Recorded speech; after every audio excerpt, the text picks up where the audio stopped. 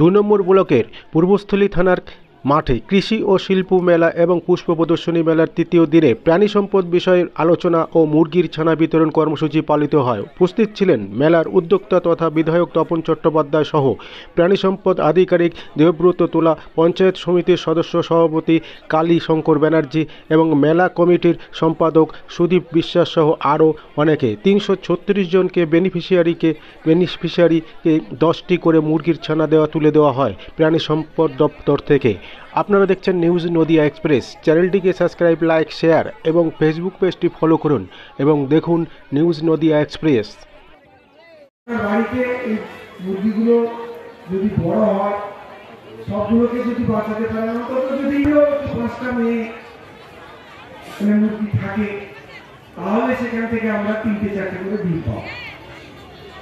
এই ডিমগুলো আমাদের যারা আপনারা জানেন, তাদের আমাদের পুষ্টির যে গড় মাত্রা, সবসময় আমরা পুষ্টিকর খাবার কিনে খেতে পারি।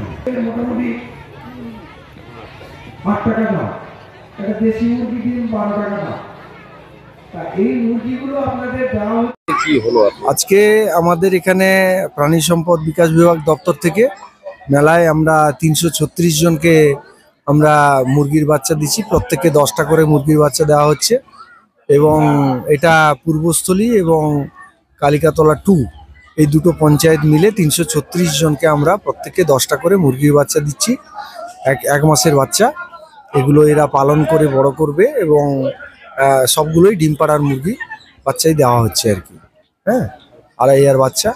তো এদেরকে আমরা ট্রেনিং দিলাম কিভাবে পালন করতে হয় এবং কিভাবে বড় করতে হয়।